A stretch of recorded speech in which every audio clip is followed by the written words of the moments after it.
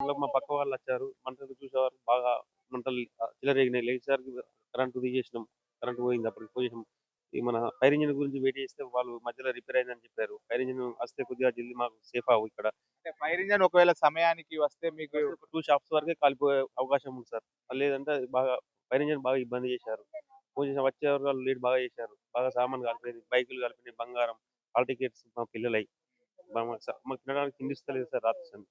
ఇక్కడ ఒక్కసారిగా మంటలు వ్యాపించడంతో అయితే మొత్తం గూడా ఇక్కడ అన్నీ గూడా అగ్నికి ఆహుతైనటువంటి పరిస్థితి అయితే కనబడుతుంది. తమకు సంబంధించి సర్టిఫికేట్స్ తర్వాత నిత్యావసర సరుకులు అన్నీ గూడా అగ్నికి ఆహుతి అయినటువంటి పరిస్థితి లోపల వీరందరూ గూడా కన్నీరు మున్నీరుగా విలపిస్తున్నటువంటి పరిస్థితి. ఇక్కడ ఇంటి లోపల ఉన్నటువంటి సామాన్లుతో పాటుగా నిత్యావసర వస్తువులు తర్వాత ఇప్పుడు తినటానికి తిండి లేని అంటే తమ బియ్యము, ఉప్పులు, పప్పులు అన్నీ గూడా అగ్నికి మొత్తం గూడా నిన్న ఆహుతి కావడంతో అగ్నికి ఆహుతి కాకపోతుండే మొత్తం ఫైర్ ఇంజిన్ సరైనటువంటి సమయానికి రాకపోవడం వల్లనే ఇంత ప్రమాదం చోటు చేసుకుందని చెప్పి అయితే బాధితులు చెప్తున్నటువంటి పరిస్థితి. ప్రభుత్వం గూడా తక్షణ సహాయం కింద ఆర్థిక సహాయం చేయాలని జెప్పి కోరుకుంటున్నటువంటి పరిస్థితి అయితే ఇక్కడ కనబడుతుంది. ఇది ఇక్కడ ఉన్నటువంటి తాజా పరిస్థితి. కెమెరా పర్సన్ అంజితో శ్రీనివాస్, బిగ్ టీవీ, కొండగట్టు.